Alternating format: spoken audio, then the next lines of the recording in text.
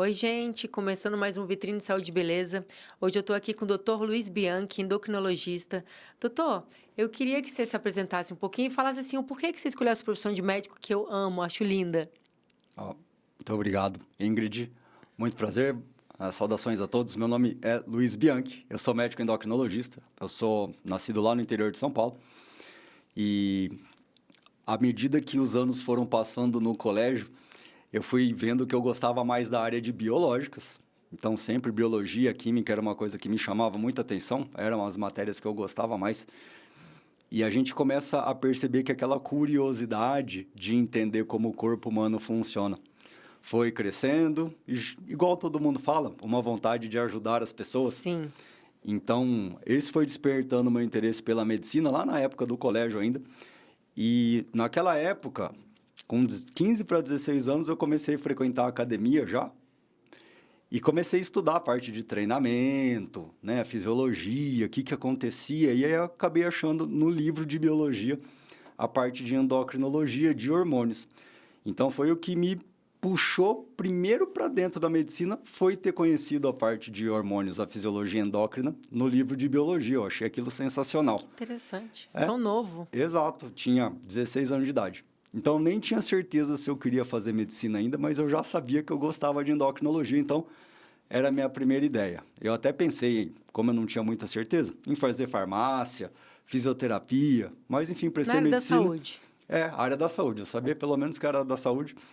E prestei a faculdade de medicina, eu passei. Aí eu fui estudar lá em Botucatu, na Unesp, que é a Universidade Estadual Paulista, é uma das 3 grandes universidades estaduais de São Paulo. Durante o curso, eu fui vendo que realmente as especialidades clínicas eram as que eu gostava mais, a cardiologia, a endocrinologia, a reumatologia, a nefrologia. Então, todos esses eram o que eu gostava mais, apesar de gostar da maioria das outras coisas, como as áreas cirúrgicas e tudo mais, mas eu gostava muito mais das áreas clínicas. Clínicas. Aí, depois que eu me graduei, eu fiz a residência de clínica médica, fiz 2 anos, ainda fiz um terceiro ano, que é um treinamento para ser professor de clínica médica geral. E depois disso ainda fiquei mais um ano dando aula de professor de clínica médica. Depois disso que eu comecei a fazer endocrinologia e fiz mais 2 anos. Então, fiquei 12 anos na universidade até terminar minha formação. Cara, medicina. Para ficar bom, tem que estudar bastante tempo, Sim. né? Para ter uma condição Não razoável. para, né, doutor? Exato, e nunca para. Então, depois que eu terminei, aí eu tinha uns contatos, uns amigos que estavam aqui em Brasília, Redondezas, vi conhecer a cidade e acabei vindo para Brasília para me estabelecer e começar a trabalhar. Então, de lá para cá, eu fiz bastante coisa já na cidade, trabalhei em vários hospitais mais particulares, um pouquinho na UNB, dei aula um pouquinho lá, dei aula um pouquinho na Católica e mais algumas atividades acadêmicas, mas daquele tempo para cá, eu já tenho tido mais atividade assistencial, né? Que é de atender e manter os meus estudos e tudo mais. Sim. Nos últimos tempos, a gente tem trabalhado muito com as mídias sociais também, todo mundo Com tem certeza. entrando um pouco mais. Então, eu trago no meu Instagram essa parte da ciência de uma forma que as pessoas consigam entender, para mostrar que o conhecimento que a gente tem, ele é de acesso a todos, ele é universal, não é para cada profissional falar alguma coisa Sim, diferente. que a gente estava conversando. Exato, cada um precisa falar uma coisa muito parecida com A o outro, ciência é exata, né? porque a ciência é muito parecida. E a gente tem acesso a essas informações muito rápido hoje por causa da internet.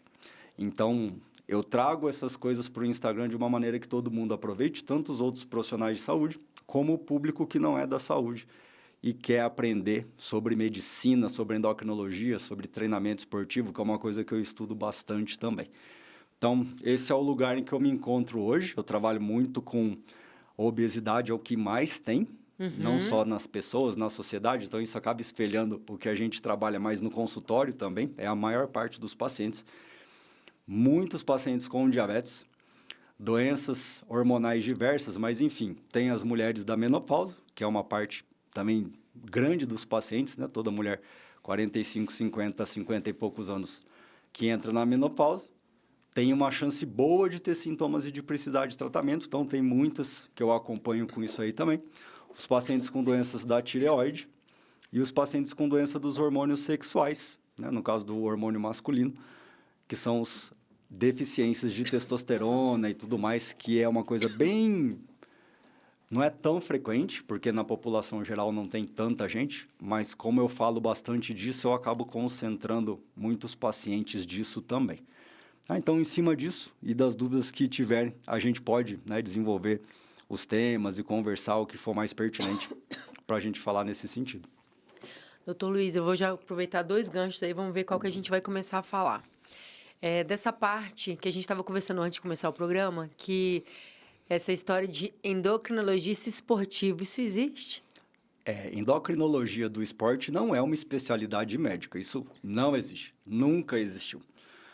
Passou um tempo que a gente começou a ver um aumento muito grande da prescrição do uso de hormônios no esporte com prescrição médica. Então, o uso de hormônios no esporte sempre foi doping, sempre foi proibido, o médico nunca pôde prescrever para isso, mas com a crescente divulgação da academia, da musculação, do corpo, né? A exposição do corpo nas redes sociais, então o aumento da procura por essas coisas foi muito grande, né? Foi exponencial nos últimos anos. O pessoal procura o resultado rápido, não é, doutor? Exato. Não quer ter sacrifício, não quer ter o processo. Exatamente. Então, os hormônios, eles aceleram muito as transformações do corpo e, por isso, eles começaram a criar um público desejoso de usar essas substâncias, esses remédios, durante o treinamento esportivo. Então, acabou virando um nicho de mercado. E a gente tem muito claro na medicina uma coisa que é assim, o Código de Ética Médica diz que é vedado ao médico exercer a medicina de maneira comercial. Sim. Em quaisquer hipóteses. Então, se a gente quiser vender sapato, a gente abre uma loja de sapato, põe o par de sapato a R$20.000 se a gente quiser. Isso não tem problema ético nenhum. Sim. As pessoas, se elas quiserem comprar, ok. Agora, as pessoas querem tomar hormônio, eu não posso tirar um CRM e sair prescrevendo, porque os hormônios vão fazer mal para ela. Então, se eu dou hormônio para uma pessoa saudável, para ela ganhar massa muscular, é só doença e complicação. Então, e poder vir à morte, né? Sim, da morte precoce, aumenta 300% o risco de morrer. Enquanto as o exercício... pessoas não entendem, eles né? não entendem. Eu falo para as pessoas, né? Quanto você acha que o exercício físico te protege da morte? Você tem ideia? Você faz exercício lá certinho. Quantos por cento menos chance de morrer você tem? Doutor, não sei. 20%. Menos. Em média. Quem faz exercício, Quem normal. faz exercício. Tem uma redução da mortalidade, da chance de morrer de 20%. Quem usa hormônio anabolizante tem um aumento de 290%. Nossa. Do risco de morrer. Então, assim, perto da proteção que o exercício dá, não é nada. Nada. Frente ao aumento de mortalidade que o hormônio anabolizante causa. Mais de 10 vezes, né? São assim, 300% seria o triplo de chance. Mas em relação ao exercício, é 10 vezes mais arriscado. Exatamente. Do que o exercício te protege. Então, as pessoas não têm essa ideia e existe uma cultura de minimização de problemas, de riscos, de efeitos colaterais. Então, todos esses profissionais, entre aspas, que prescrevem, e as pessoas, e os gurus de internet, e todo mundo que está nesse meio, tem uma retórica muito parecida que é assim, mas se você usar de uma forma X, se fizer um ciclo, você não vai ter problema. Ou se usar tal... O problema é o vício, né? Exato, é uma do outra ciclo, coisa. E aí vai querer outro. Vai repetindo. E tem muita gente que usa constantemente. E mesmo pessoas que usam pouco, têm problemas. Então, não existe uma forma correta de tomar, não existe um jeito seguro de usar. Isso nunca existiu, nunca foi estudado. E, pelo contrário, a gente sabe que faz mal pelos usuários atuais que a gente consegue pegar para os estudos. Então, isso é uma coisa que é muito bem definida desde sempre. E tem essa retórica da minimização do risco. Faz o meu protocolo aqui, usa esse implante aqui. Tem os implantes também agora, tudo né? isso. Nada disso é estudado, é permitido. Tudo isso a gente já estudou e já viu que faz mal para o nosso corpo inteiro, tanto da parte psíquica até os diversos órgãos todos, né? O cérebro, coração, rins, fígado, praticamente tudo, né? O rim e o fígado são os que mais sofrem, né? Na verdade, o maior problema, Ingrid, é a doença cardiovascular. Então, o que mata mais no mundo hoje, mais do que câncer, é infarto e derrame. Mas o que digamos, popularmente, a bomba faz no coração e no... esse problema cardiovascular Isso, entope exatamente. igual ao colesterol? Exatamente. Como é que é? Para esse lado. É para o lado maior. As maiores alterações levam à obstrução das artérias, dos Nossa! vasos sanguíneos. Então, quer dizer, você tomar bomba, se acabar na gordura, mais ou menos... É pior tomar bomba. É pior? Porque se você se acabar na gordura, tem chance de você não ser das pessoas que pioram com a gordura alimentar, que é uma parte bem razoável. Que ainda tem isso, E né? você contrabalanceia isso com exercício. Agora, o que você faz, o que acontece com a bomba, com o hormônio anabolizante, não tem como prevenir, como bloquear. Então, as placas de gordura das artérias crescem demais, elas ficam mais inflamadas e mais propensas a formar trombos. Entupido uma vez. A gente sabe, houve de morte, mas eu não sabia o porquê que causa morte o Exatamente. anabolizante. Você vai lembrar, toda vez que morre alguém que tem alguma relação com anabolizante, eles falam assim, ó, teve uma parada cardíaca. Parada cardíaca, todo mundo morre de parada cardíaca, Sim. né? Vamos combinar. Aham. Mas por que o coração parou? Então, Entupiu. normalmente é porque infartou. Que loucura. Ou infartou, teve uma arritmia Eu não sabia, grave. doutor. Você não tem que saber, quem tem que saber é os médicos. Mas eles falam disso de uma forma Mas as justamente pessoas para ninguém deveriam entender. saber para não fazer, né? Exato, inclusive a própria... Se bem que as pessoas sabem, né, doutor? Muitas vezes as pessoas sabem e que é um médico para ser parceiro nesse risco. Se tem um médico me prescrevendo, o risco é mínimo. Ou não, estou com acompanhamento médico. O cara te prescrevendo não vai te proteger de nada. Não, e o médico não é evidente para saber. Exato, e você Ele não tá sabe... ali botando um ciclo, não sabe o que vai acontecer com o seu corpo. Com certeza. Hoje tá tudo bem, né? Faz os exames, tá tudo ok, mas e amanhã? Ainda assim, se você fizer seus exames hoje, pode ser que você já tenha coisa ruim e os exames não pegam. Também, né? Então, isso é outra coisa que eles vendem. Mas seus exames estão bons, Tão pode ótimos. continuar. Seus exames estão bons, podem continuar. Então, isso não existe. Porque tem muita coisa que os exames não mostram. Qual o tipo de alteração, assim, doutor, que o exame daria? Por exemplo, eu tô tomando bomba, Aí eu vou, a gente começa, um exemplo, a gente começa, você me passa o ciclo. Aí eu vou lá de novo. Qual alteração pode ter no exame de sangue, assim, por exemplo? São muitas. Então, assim, no exame do hemograma, aumentam as hemácias. O sangue fica mais grosso, porque tem mais glóbulos vermelhos. Se o sangue está mais grosso, é mais fácil de formar coágulo. Sim. Então, isso facilita da trombose, da embolia, e trombose em qualquer lugar do corpo, Sim. na perna, na cabeça, no pulmão.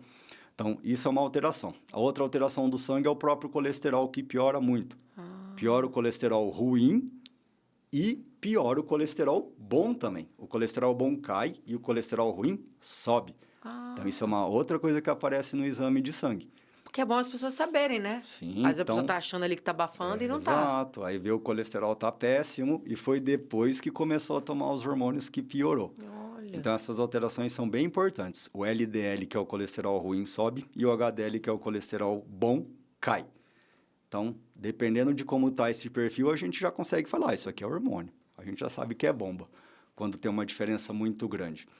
A outra coisa que pode alterar os exames do fígado também, igual de hepatite medicamentosa. Então, os anabolizantes podem dar hepatite medicamentosa. O fígado eles também sofre, né? Sofre. Eles podem dar uma colestase, que a gente fala que a bile tem dificuldade de correr lá dentro. Isso de filtrar, também, né? Exato. De fazer o trabalho lá do fígado, de ajudar na digestão. E isso aí também gera alteração dos exames e inflamação do fígado ao mesmo tempo. Além disso, formam-se adenomas. Enfim, isso aí só pelo exame de sangue já. Além disso, os próprios hormônios se alteram. Então, o hormônio que está sendo usado normalmente quando é a testosterona, ela vem muito alta e tem um bloqueio dos hormônios que controlam a produção de testosterona e espermatozoides, que é o hormônio luteinizante, que é o LH, e o folículo estimulante, que é o FSH. Então, quando está usando testosterona ou bomba de uma forma geral, esses hormônios são suprimidos. Então, ele funciona quase como um anticoncepcional na mulher e no homem também. Também, ele isso que eu ia te perguntar. Mas para de funcionar? Para. Ele tem uma sensação Fica broxa? pode ficar, mas o que acontece? A impotência sexual, enquanto está usando o hormônio, ela não acontece por causa do efeito do hormônio. Tá. Porque a testosterona está alta. Exato, mas ele para de produzir espermatozoides. Aí normalmente não consegue ter filho Ele nesse... não fica infértil, exato. E depois que ele para, tem uma chance grande de não voltar. Então, dependendo do tempo e da dose, pode ser que os testículos já tenham se atrofiado e eles não voltam mais a produzir nem espermatozoide, nem testosterona. A testosterona a gente consegue dar, mas o espermatozoide perdeu. Então, tem muitas histórias bem tristes, né, de casais que o homem usou o anabolizante lá e tal, depois quis ter filho e não conseguiu. E aí a mulher se separa, porque quer ser mãe biológica do cara. Então, tem histórias muito tristes assim, nesse sentido. Então, são escolhas, né? São escolhas. Muita gente achou que não tinha esse problema porque comprou o presente de grego.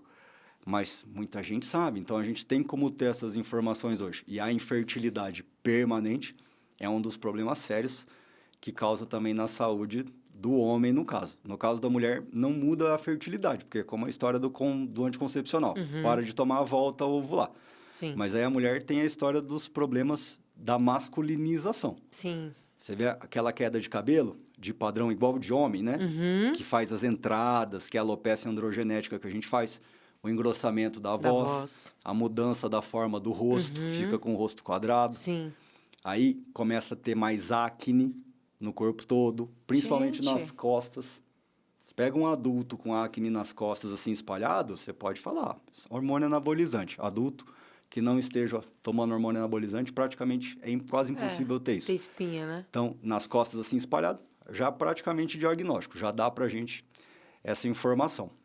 E, além disso, também pode ter hipertrofia do clitóris. Que é uma coisa, isso, né, doutor? exatamente, que é feio. Que é uma coisa muito desagradável e estranha. E essas coisas, algumas dá para melhorar com cirurgia, como a hipertrofia clitoriana. Às vezes tem gente que opera, mas... E não volta depois? Não tem como. Só cresceu, com cirurgia. já era. Cresceu é só se operar. Caramba. Então, ainda tem que se submeter a uma coisa desse tipo. Sim. E o engrossamento da voz não tem como. É o que a gente vê por aí sempre, né? Mulher falando com a voz mais grossa que a minha. Então, isso aí é definitivo, né? Aumento de pelos no rosto, de barba, pelos no tórax. Aí faz a depilação e tal, mas a coisa lá está acontecendo. Então, são efeitos colaterais muito ruins, mas a história da doença cardiovascular é a principal causa de morte nessa população disparado. Tem todos esses problemas, mas a doença cardiovascular é o principal, principalmente infarto e derrame, mas também a insuficiência cardíaca, que é quando o coração se dilata, ele cresce pelo efeito dos anabolizantes e ele fica fraco. E também não volta, E não volta mais. 50% a 70% dos casos não volta. Então, também tem estudo feito com isso, de pessoas que são usuárias atuais e as que foram usuárias e pararam. Das usuárias atuais, mais que 70% tem coração fraco. E das que pararam já, há mais que 2 anos pelo menos, 50% continuou com o coração fraco. E não vai reverter mais. E faz o quê? Toma remédio para... Tem um tratamento para insuficiência cardíaca, para ela progredir mais devagar, mas é uma doença que uma das que mais aumenta a mortalidade de todas. E dependendo do grau de que o coração ficou fraco, tem que botar marca-passo, digamos assim. Alguns casos. Né? Uma das coisas que faz o coração... Que loucura, doutor Luiz. É muito grave. Então, pode ter tanto arritmia, o coração sai do ritmo, ou ele pode ter bloqueios de transmissão do impulso elétrico lá dentro, né? Porque ele está tão grande que a eletricidade que faz ele contrair não consegue percorrer. E esses casos de bloqueio é que a gente faz a indicação do marca-passo. A insuficiência cardíaca é quanto mais o coração está fraco, maior é a chance da pessoa realmente morrer, do coração parar de bater e ele não volta mais, ou ainda dele ter arritmias. Porque um coração grande ele é muito instável. Que é horrível também, né? Arritmia, Exato. né? Então, são pessoas que com 30, 40 anos de idade estão com o coração de uma pessoa de 80, 90 anos. Ai, que loucura, né? Então é isso uma tragédia, né? É trágico. É por isso que a gente briga tanto, porque são pessoas saudáveis, que tinham a vida toda pela frente, e vão acabar morrendo com 50, 60 anos, no máximo. No máximo. No máximo. Muitas vão morrer que nem a gente tem visto. 20 e poucos, 30, 40. Pum, teve uma parada cardíaca. Por que teve essa parada cardíaca? Porque infartou. Alguém chega e fala, não tinha relação com os hormônios. Como não tinha relação? Então, assim... Até a vacina quer associar isso, né, doutor Bianchi? Exato. Então, a culpa é a vacina, né? É a estatina. O hormônio não faz mal. Então, é bem isso. Tem gente que quer achar que a Terra é plana no ano 2025. É o mesmo padrão de raciocínio. Se achar que a Terra é plana e que hormônio anabolizante não faz mal.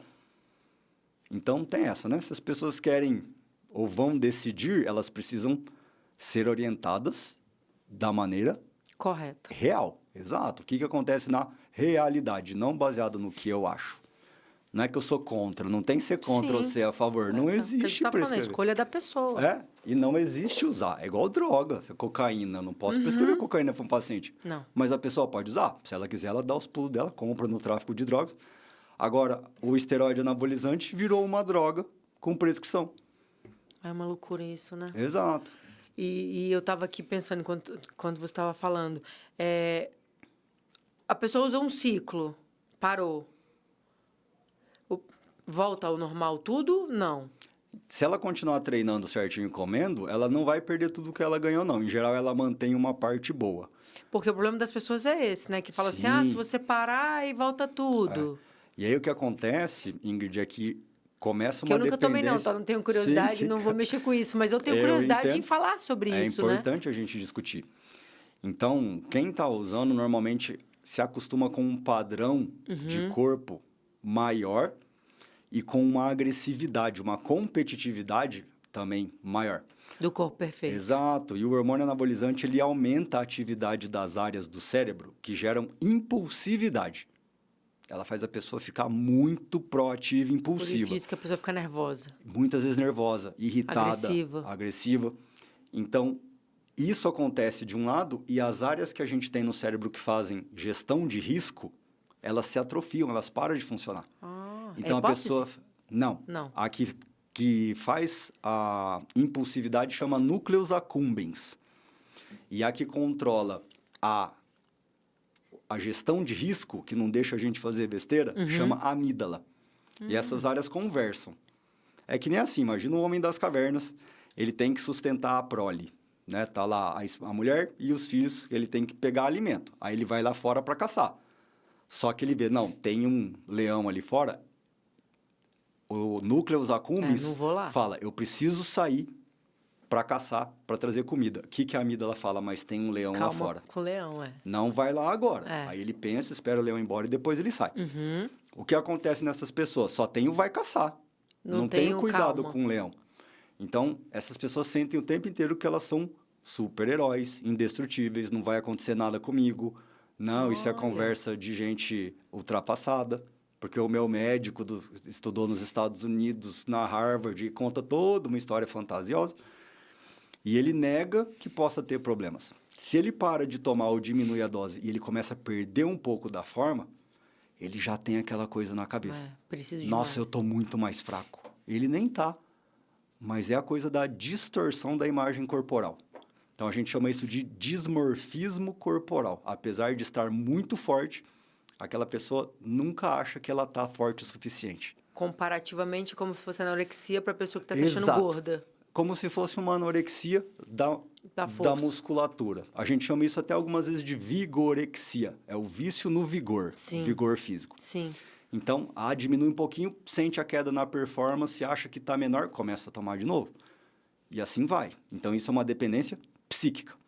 A própria falta da substância dá alguma coisa também parecida com uma síndrome de abstinência, né? Uma tristeza, uma falta de energia, porque é uma droga psicoativa.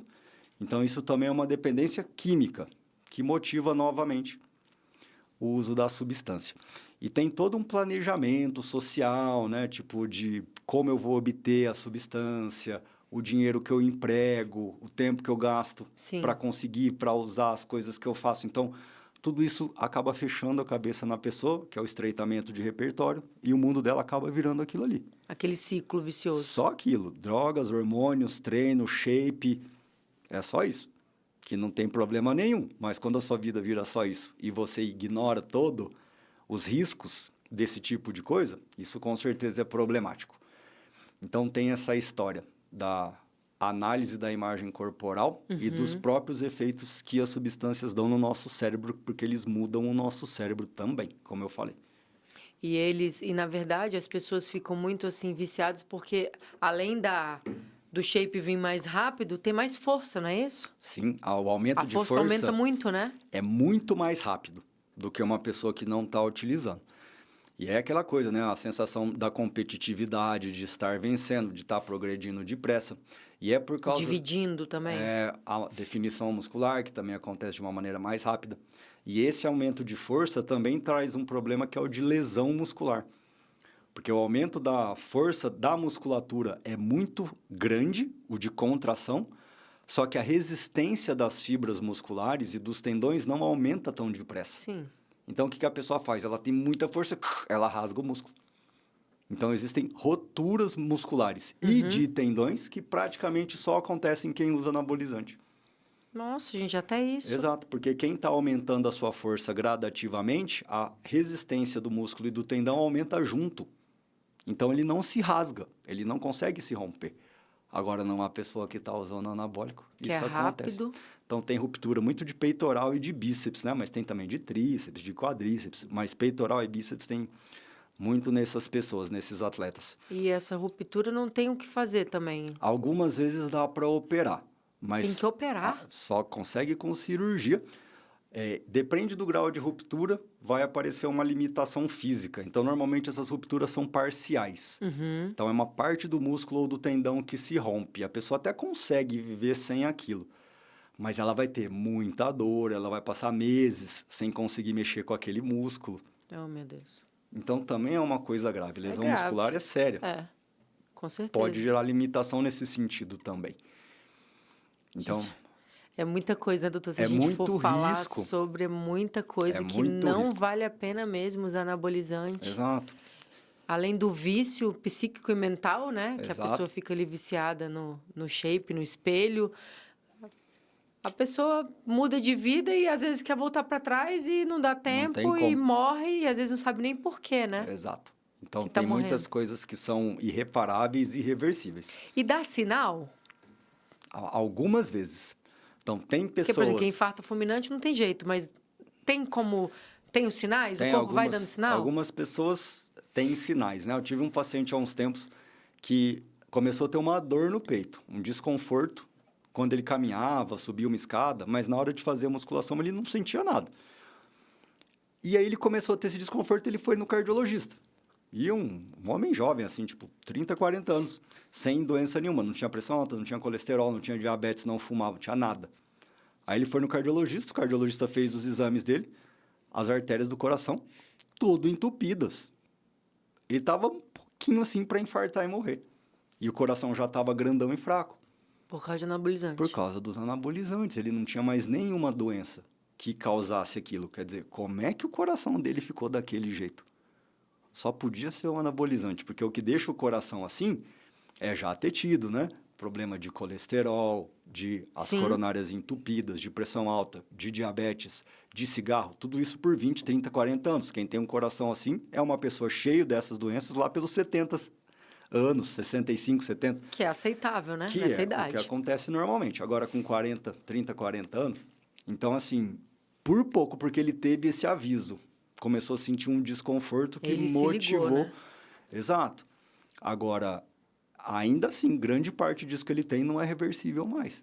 Então, isso já comprometeu a expectativa dele, já vai perder 20 anos da vida, pelo menos. Se não mais. Então, 20 anos é uma expectativa... É uma grande. estimativa otimista, digamos assim. Né? Então, vai viver até os 60. Talvez. A maior chance é que acaba tendo um episódio cardiovascular maior, como um infarto, uma arritmia, muito antes. E aí não ter mais o que fazer. Então, algumas vezes tem um aviso, algumas vezes aparece em algum exame, mas grande parte dos casos, quando tem, tem um infarto e morre. Doutor, e quanto Do tempo, nada. assim, de anos mesmo, que a pessoa começa a usar bomba e começa a ter esses problemas colaterais, né, que vão dando? Ótimo. A sua pergunta é muito boa, Ingrid. Sabe por quê? Pois é, que eu estava pensando. Muita gente pensa assim, dependendo do jeito que eu usar ou da dose, eu não vou ter problema. Mas a gente não consegue prever. Não existe uma previsão. O que a gente pode falar? Que os problemas aparecerão antes e serão mais graves se as doses forem mais altas, o número de substâncias, quanto mais alto, mais cedo virão os problemas e mais graves eles serão. E quanto mais tempo for utilizado, mesma coisa. Em cima disso, tem a carga genética de cada um. Então, tem gente que precisa ou que aguenta tomar mais tempo antes de ter problema, e tem gente que com poucos meses É isso que eu já tava tem. A pensando. gente tem um relato de caso de um paciente americano de 19 anos Meu que Deus. tomou 3 meses e infartou. E não foram doses assim cavalares, não. Não, é muito menos do que se toma Por causa por da carga aí. genética. Porque no corpo dele não tolera. Então, ele tomou um pouquinho, pum, teve uma dor no peito, foi ver, estava infartando, com Então 19 não tem nem anos como de idade. saber, né? Não tem como prever. Então, é impossível, não existe teste, não existe um teste genético para a gente saber disso. Como é que eu vou saber se uma pessoa pode tomar e se ela vai demorar 10 anos para ter alguma coisa ou vai ter em 2 meses? Não dá para saber. Então, é uma roleta russa. A pessoa gira a roleta russa e põe na cabeça. Que loucura, gente. Alguns atiram e É mais isso. sério do que eu imaginava. É isso. É todo dia é uma roleta russa. Então, é mais um dia que você está vivo, é mais um dia que você está vivo. Você nunca sabe quando vai acontecer. Então, isso preocupa muito a gente, porque como tem muita gente usando, o número de usuários está aumentando demais, até em adolescentes, em todas as faixas etárias. Adolescente, dos 20 anos para cima, dos 40 anos para cima, nas mulheres, está aumentando demais. Então, começou a muita gente ter problema. Na época que eu fiz a residência e mesmo a faculdade, a gente não via ninguém com esse problema. Sim. Agora é direto o tempo todo, então virou um problema de saúde Mas é o que pública. você falou, é a internet, né? A internet, É por o tal quê? do corpo sarado, corpo sarado, perfeito. e divulga só a parte boa. Uhum. Não se fala do risco. sacrifício. Exato. Então, as pessoas Porque também... é um sacrifício que a pessoa está fazendo com a vida dela, né? É a mesma história que vale, por exemplo, para um esporte de alta performance como foi a Fórmula 1. Lembra do Ayrton Senna? Uhum. Ele morreu numa corrida, certo? Certo. Porque ele fazia um esporte de alta performance que De era alto extremamente arriscado. O fisiculturismo, a musculação, esse esporte com o uso de anabolizantes é a mesma coisa. É um esporte de alta performance de altíssimo risco de vida. E a musculação sem hormônios? Não tem risco nenhum. E Que consegue, é o sendo assim, fisiculturismo tá tudo bem, natural. não vai ficar gigantesco, mas consegue Ainda ser um assim, fisiculturista, consegue né? um corpaço. Né? Eu sou consultor científico da Federação Brasileira de Fisiculturismo Natural. Né? Meu filho quer fazer, tá empolgado é agora, super com legal. 16 anos. E você vê, os atletas são super fortes e as mulheres são lindas e com cara de mulher. Uhum. Não tem aquela masculinização das atletas que competem usando hormônio. Então, é uma coisa muito bacana. É filiado à Associação Brasileira de Controle de Doping, a ABCD. Então, eles fazem lá os exames antidoping, tudo certinho. Tem uma categoria de transição para quem era usuário e quer começar a competir natural. Fica 5 anos nessa categoria de transição, fazendo Tomara antidoping. que o pessoal reverta Está essa... crescendo, está crescendo. Essa federação do Brasil já é uma das maiores do mundo. Então, está crescendo pra caramba, é uma coisa super legal. O presidente é uma pessoa, que é o Marcelo, ele é super bem intencionado, uma pessoa que entende bastante da história e que está muito empenhado nisso. E realmente, o esporte está crescendo, está crescendo. Então, isso é uma coisa que eu também faço questão de divulgar, porque é legal as pessoas olharem para aqueles atletas e falar, nossa, mas aquele atleta ali não usou hormônio? Ah, então eu também consigo. As pessoas nem sabem mais o que elas conseguem sem tomar hormônios. Então, qualquer pessoa pode ter um corpão. Algumas vão ter um corpo de nível de competição, mas outras não vão, porque daí também tem o potencial genético de cada um. Mas todo mundo que fizer um treino direitinho, comer bem, dormir bem, quer dizer, fizer as suas escolhas, né? Eu quero melhorar a minha forma física, então você tem que se comprometer com aquilo. Em 1 ano você vai estar melhor, em 2 anos você vai estar muito melhor. Você já vai estar muito bem. Em 5 anos você vai estar sensacional. E, puxa vida, a gente vai viver mais 30, 40, 50, então tá razoável. Doutor, e o natural? A pessoa que quer ficar forte natural, toma hormônio do ser humano ou não toma? É só com Não toma alimentação e suplemento? Então, assim, o fisiculturista natural, ele não usa hormônio de espécie alguma. Então, o hormônio é doping. Então, doping não entra nisso aí. Testosterona já entra. Jamais. Qualquer hormônio que seja a testosterona ou os derivados são considerados doping. Então, da testosterona é tirado a oxandrolona, a nandrolona, que é são a as bombas, DECA. né? Todas DECA. elas. Todos são. Todos vêm da testosterona. E tem o hormônio do crescimento, que é uma outra GH. classe de hormônios, que é o GH, que ele não é masculinizante, ele não é androgênico, mas ele é anabolizante. Ele dá uma hipertrofia também menor que a de testosterona. Mas ele também é problemático. Ele também hipertrofia o coração, piora o colesterol, gera diabetes. Então, o hormônio do crescimento também não pode ser usado para isso, ele também é cheio de riscos. Mas usam para emagrecimento também, não usam, doutor GH? Exato, mas também nesse esquema de picaretagem. Nunca GH foi tratamento de perda de peso. Né? Pois é. O que o GH faz? Ele não deixa a insulina trabalhar. A insulina pega a glicose, o açúcar do sangue, e joga dentro das células para ela ser usada como energia. O GH não deixa isso acontecer e obriga as células a usarem os ácidos graxos, a gordura.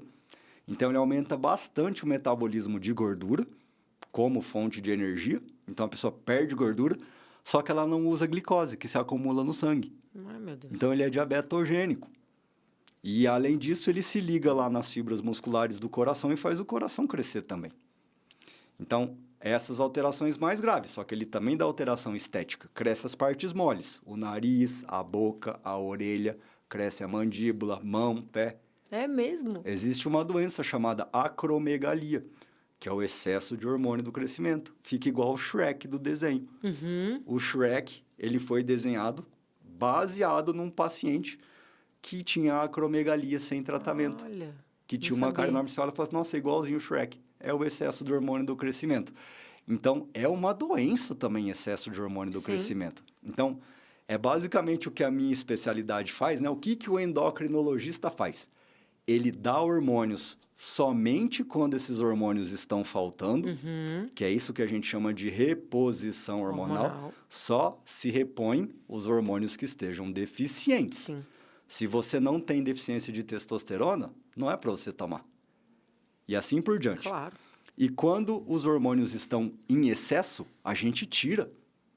Ou a gente dá remédio para diminuir essa produção, ou a gente opera aquela glândula, aquele lugar que está produzindo um excesso de hormônios.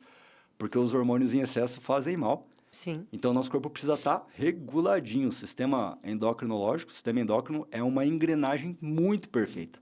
Qualquer lugar que a gente mexa, desregula um monte de coisa. Sim. Então, a gente trabalha para manter esse equilíbrio. Tá faltando ali, a gente coloca um pouquinho a mais. Tá sobrando lá, a gente tira. Se uma pessoa não tem doença nenhuma e começa a tomar um hormônio qualquer que seja, ela vai ter doença, ela vai ter problemas. Com certeza. Porque não dá para usar. O endócrino também cuida, doutor, da menopausa ou é só a parte com o ginecologista? Como é que funciona com certeza. essa parte? A menopausa, o climatério e a menopausa, que é a transição da fase fértil para a fase não fértil da mulher, ela é um campo tanto do ginecologista quanto do endocrinologista. A parte hormonal, eles trabalham juntos, uns ajudam o outro, porque o trabalho é complementar. E no caso da menopausa, é diferente o que acontece com a mulher. Porque o homem vai tendo uma diminuição da produção de testosterona muito lenta depois dos 50 anos. É 1% ao ano que diminui. Então, só 3% dos homens, 5%, 10% dos homens que vão ter deficiência de testosterona por esse mecanismo, né? Que não seja por tumor de hipófise, etc. Por essa queda progressiva, muito poucos homens vão ter a deficiência de testosterona, mas as mulheres todas vão ter uma diminuição importante da produção de progesterona e de estradiol. Então, tem esse início dos sintomas ou da irregularidade menstrual, que a gente chama de climatério, e depois que a menstruação fica 1 ano sem aparecer, a gente fala menopausa. Então, tanto no climatério quanto na menopausa, com frequência as mulheres têm sintomas, principalmente aqueles dos calorões. Então, as ondas de calor não é assim, eu sou calorenta. Não. A mulher está bem, sente nada, de repente vem um calor absurdo, começa a transpirar, tem que tirar a roupa, trocar a sua, e daí passa. Então é isso, acontece à noite, piora o sono, então a qualidade de vida fica muito ruim.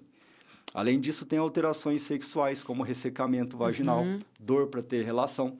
Então piora bem isso, pode piorar também a parte urinária.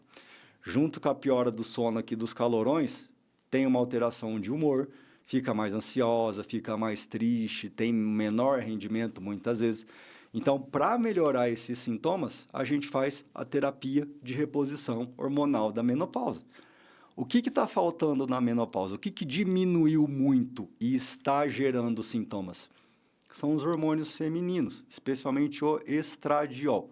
Como o estradiol diminuiu muito de produção, aparecem esses sintomas todos.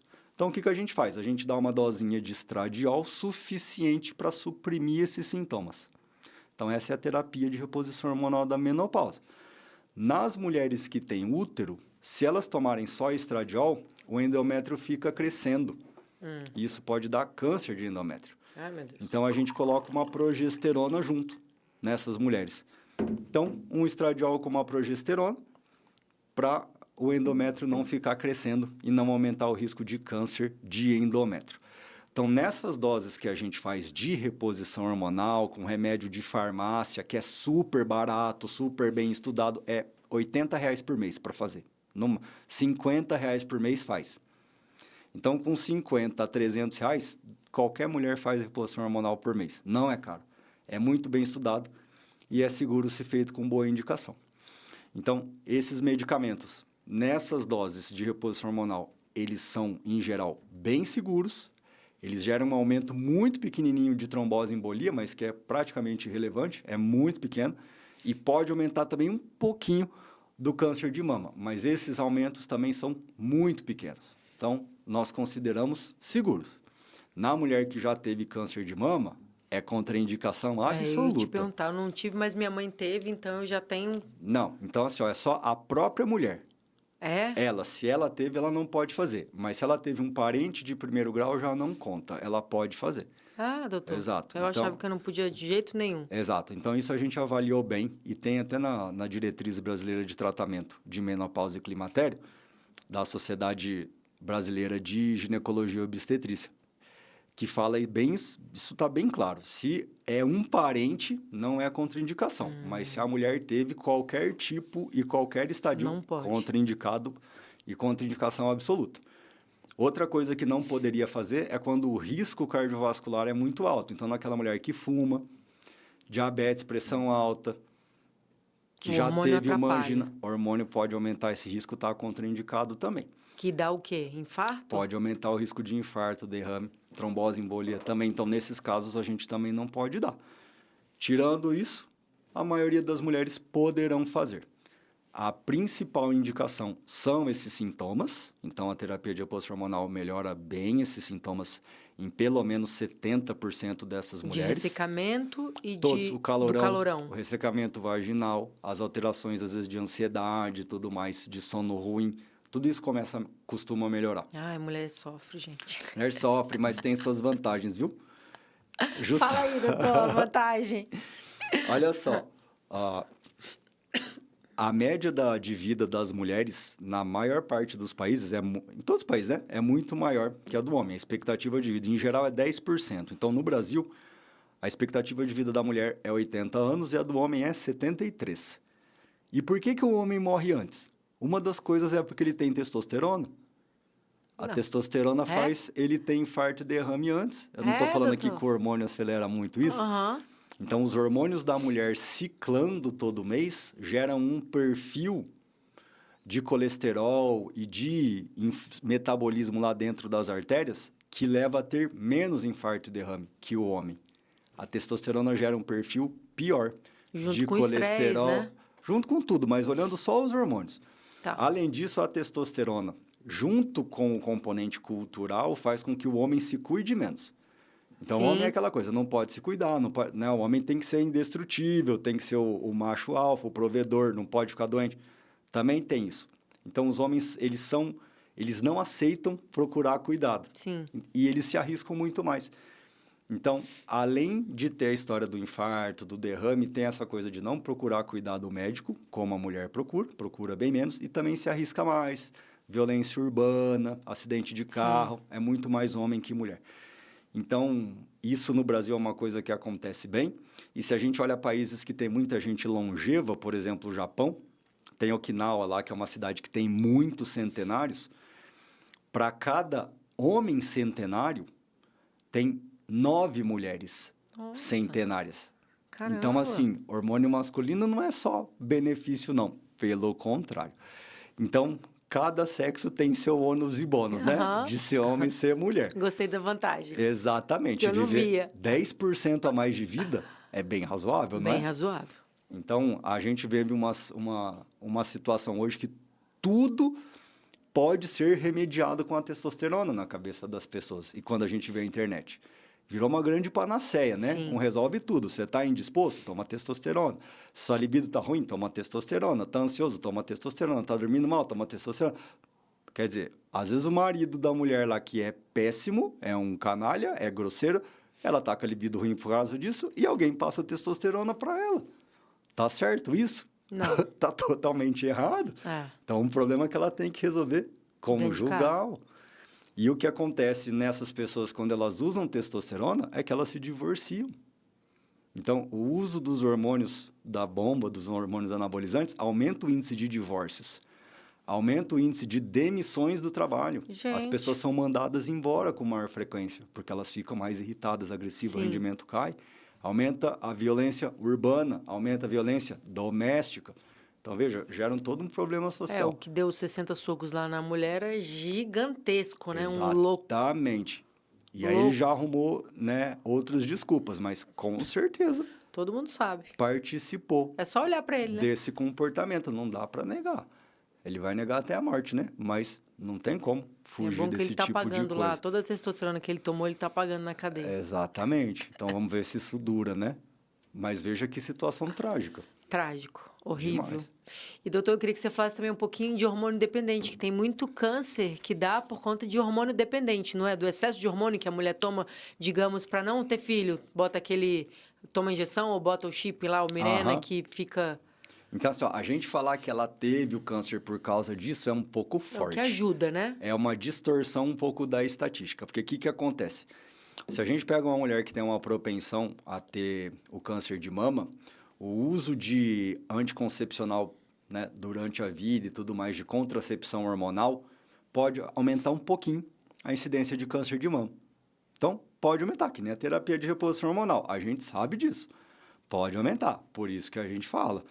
Nas mulheres que fazem contracepção hormonal, a prevenção ginecológica tem que ser feita mais de perto.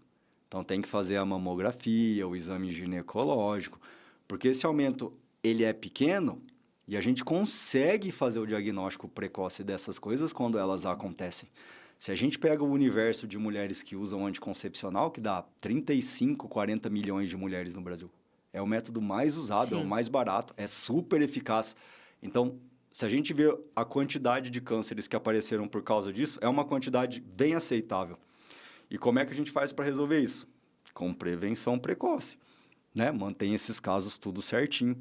E algumas vezes essas mulheres já têm alguma coisa que dá para a gente ter uma ideia ali que vai acontecer. Então, tipo um HPV, assim? HPV para câncer de colo de útero. Sim, de colo de útero. O hormônio ajuda a alimentar? Não. É só pro de mama, no caso. É? No caso do de mama e o de endométrio, muito pouco. Só naquelas que usaram pílula que era só estrogênica. Ou que fizeram TRH, a reposição hormonal da menopausa, só com estradiol. Mas veja, em situações normais, quem está usando esse tipo de contracepção está usando os dois componentes. Então, está fazendo tudo certinho, do jeito normal, sem inventar, o aumento de risco é bem pequeno. E isso vai ter um impacto lá na hora da reposição hormonal da menopausa. Porque quem já teve um câncer desse tipo, sendo hormônio dependente ou não, depois não vai poder fazer. E tem uma coisa que às vezes confunde nessa história, que é o tumor ter receptor para estradiol, para estrogênio. Que quando é feito o diagnóstico, a biópsia, o que tira, né, depois da cirurgia, o tumor, são estudados os receptores estrogênicos para ver se dá para usar um quimioterápico que vai lá bloquear esse receptor estrogênico. Igual do homem, né? Que tem que bloquear o hormônio quando ele tem câncer também. Sim, mas aí próstata. no caso do homem é um pouquinho diferente essa análise. O raciocínio é até parecido. Então, o que acontece? Ela é bloqueador, né? Do homem bloqueia também, né? O hormônio masculino, tem uma né? parte... Um dos tratamentos do câncer de próstata é o bloqueio hormonal. Só que aqui a gente está falando dos receptores para o hormônio. Tá. É a anteninha para o hormônio que tem lá. Pra, tipo, atrair. Exato. Tá. Na célula do câncer. Então, tem muitos cânceres que não tem essa anteninha, esse receptor lá. Então, se tem hormônio circulando, ele não liga na célula do tumor. Entendi. Depende do tipo, então. Depende do tipo de tumor. E tem tumores que têm esse receptor. Quer dizer, se tiver estradiol lá circulando, ele vai grudar e vai crescer. Se alimenta. Ele se alimenta disso. Então, a gente dá um medicamento, que é o bloqueador estrogênico, que se liga nesse receptor do hormônio para o hormônio que está passando não liga lá. Então, ele ocupa o lugar do hormônio para aquela célula não crescer. Então, isso é uma parte lá da quimioterapia que a gente faz depois de estudar o tipo de tumor que teve na mama, nesses casos que são feitos esses diagnósticos. Ah, é por isso que diz que pode ser hormônio dependente por conta do Exato. tipo de câncer ou não tem nada a ver. Então, não são todos. Não são, e esse aumento, ele é pequeno. A gente considera Bom saber. razoável. Eu sou meio apavorada. É, porque o que acontece? Tem outra história. Tem um monte de mulher que morre de medo de tomar anticoncepcional hormonal. E eu sou contra. E tem essa, né? As dicotomias, os extremos. Tem gente se jogando no doping e tem gente com medo de tomar anticoncepcional. Eu não tomo mais não, doutor. Tem muitos anos. Então, percebe. Mas dá para usar tranquilamente. E se a gente usar ainda do ponto de vista de saúde pública, de contracepção nas camadas sociais mais baixas, para quem não pode comprar, o que tem no posto de saúde que dá para fazer, é o hormonal, é eficaz e é seguro. Então, imagina se a gente desse isso, todo mundo tivesse câncer de mama e trombose, o sistema de saúde quebrava. Te perguntar, por que dá o anticoncepcional dá trombose também? Isso é predisposição? Não, uma parte das pessoas podem ter predisposição, e quando tomam anticoncepcional, aí vai ter a trombose.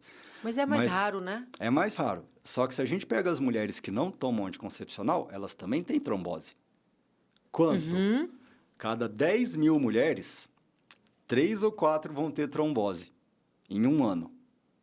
Em 10 mil.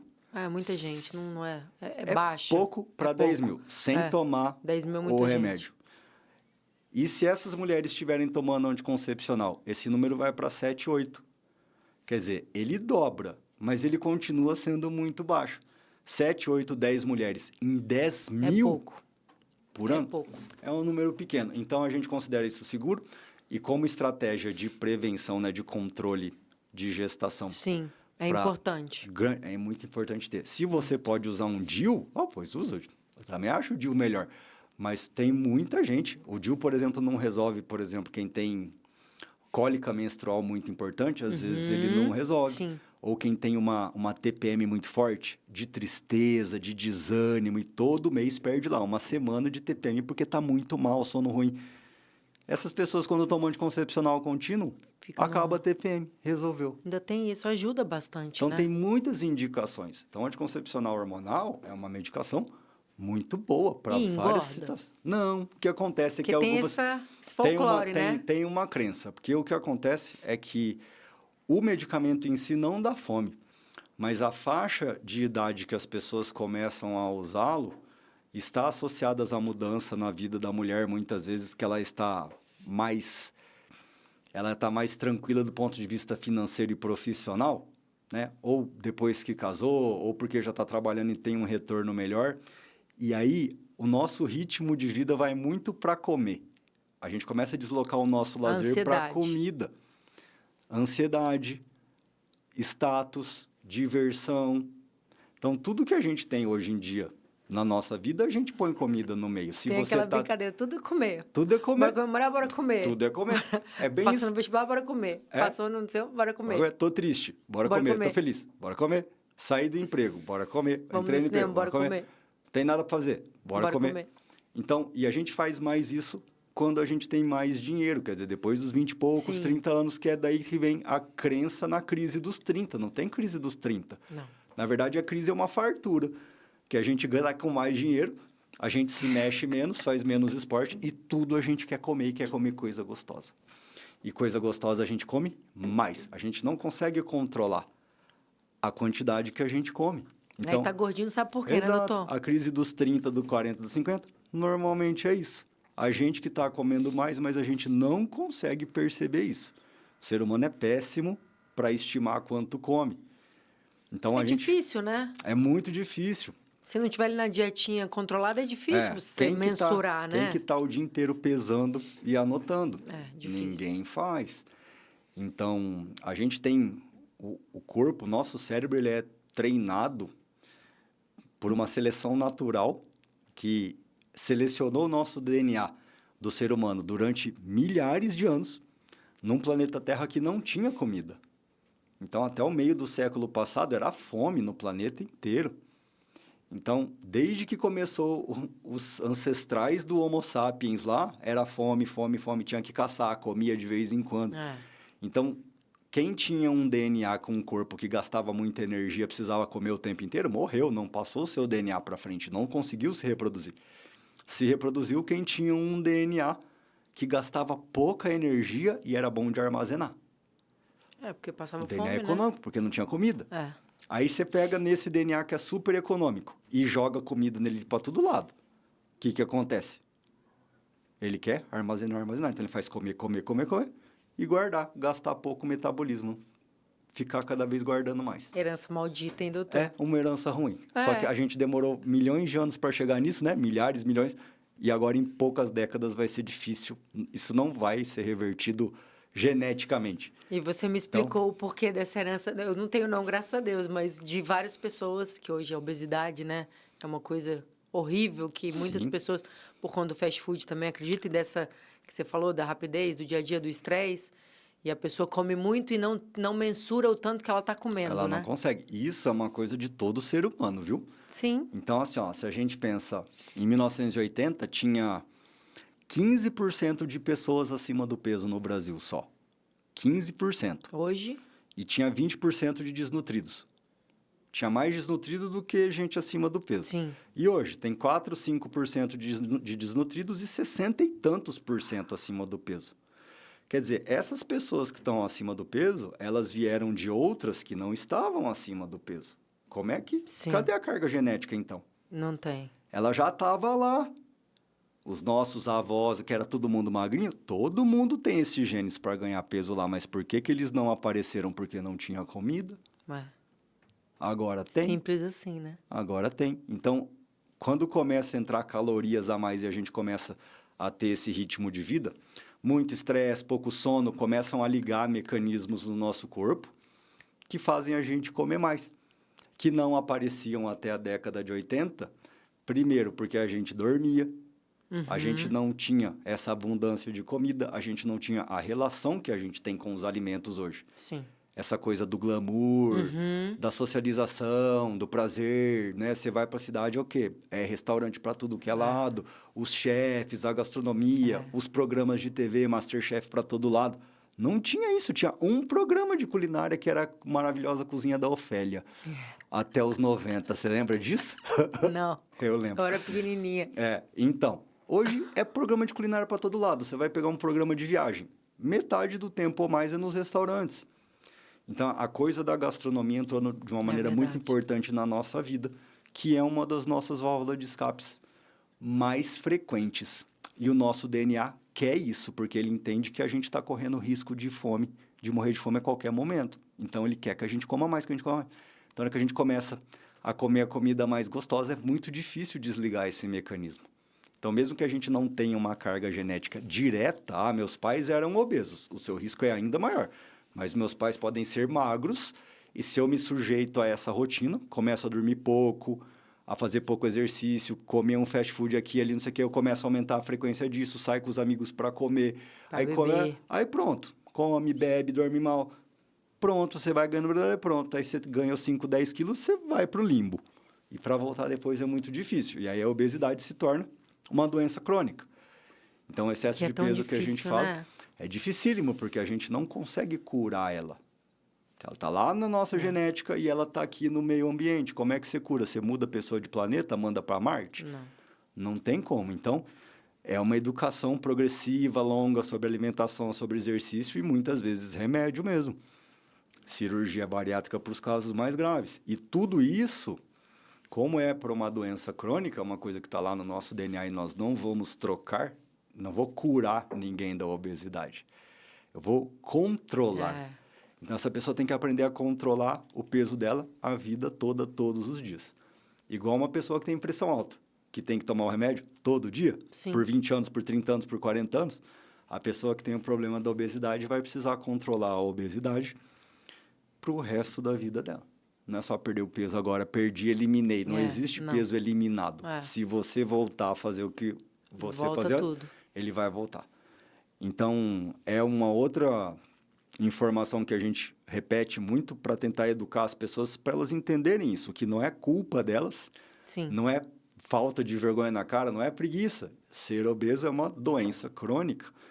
E o tratamento vem de vários lugares, de vários mecanismos, e precisa ser para sempre. Então, muita gente gasta um dinheirão para comprar esses remédios novos, o Monjaro, o Wegovy, o Ozempic, vai lá, toma 2, 3, 4, perde 5, 10, 15 quilos e depois para de tomar. Aí volta tudo. Vai voltar, porque não está curada da doença, do excesso de peso. Não começou a fazer um exercício regular, controlar a comida, né? Não adianta, não tem milagre, né, doutor? Toda mudança, e muitas vezes o medicamento vai ser para sempre. Isso é o normal. Então, muita gente não entende que é contra remédio. Não tem como ser contra. Como é que você é contra remédio para pressão alta? Não. Ninguém é contra, né? Não. Então, ser contra remédio anti-obesidade... Da maneira correta, né? Exato. Se está indicado, precisa usar e muitas vezes vai ser para sempre. Enquanto as pessoas têm esse estigma, eu não posso usar, eu sou contra, elas vão ficar falhando. Sim. Perde, recupera, e elas vão ficar se desmerecendo, se punindo. Eu sou incapaz, eu não consigo controlar meu peso, eu não valho nada, eu não tenho força de vontade, porque todo mundo fica falando para ela que ela tem que ter força de vontade. Para todo mundo que não é obeso é muito fácil. Então, ela se estigmatiza muito também e sofre. Então, essa coisa de ser contra remédio para obesidade é um grande absurdo. Então, a gente combate, esclarece. Os profissionais têm que saber isso muito bem e todo mundo que pode conhecer um pouco melhor falar, não, remédio para tratar a obesidade é igual remédio para pressão alta. Se você tem que usar com moderação e com indicação, tem que usar exatamente, fazer um tratamento para aquilo e provavelmente esse tratamento vai ser para sempre também. Doutor Luiz, foi um prazer te receber aqui no meu programa. A gente conversou sobre tantos assuntos. Bom, já passou 1 hora e a gente está aqui, ainda tem assunto para falar, né? Certeza, nem percebemos. Vamos ter que marcar com o Paulo Gentil, com o pessoal, para a gente fazer uma roda aqui porque tem muito assunto interessante para a gente falar, né? Com certeza, uma junta. Se quiser deixar algum recadinho, suas redes sociais, Instagram. Legal. Meu Instagram, que eu gerencio todo, podem procurar THE Bianchi, The Bianchi Rocks, de rock and roll. Então, legal. The Bianchi Rocks, tem tudo isso que nós estamos conversando aqui, são coisas que eu coloco muito lá. E muito mais, né? Dou uma discutida também na parte de suplementos, de treinamento, que são coisas que eu estudo muito há bastante tempo. E toda terça-feira e quarta eu deixo a caixa de perguntas para as pessoas tirarem suas dúvidas. Legal. E eu respondo todas. Então, hoje, saindo daqui, vou para casa, vou ficar lá 2, 3 horas respondendo perguntas. Legal. Então, ajuda as pessoas a se orientarem também. Com certeza. Obrigada, doutor Bianchi. Foi um prazer. Obrigado a todos. Terminando mais um Vitrine Saúde e Beleza. A minha rede social é Ingrid Pittman Ruiz. Vou colocar lá nossa conversa, nosso bate-papo, nossos cortes, eu com o Dr. Bianchi. E a gente também tem nosso canal no YouTube, Vitrine da Capital. Obrigada, até a próxima.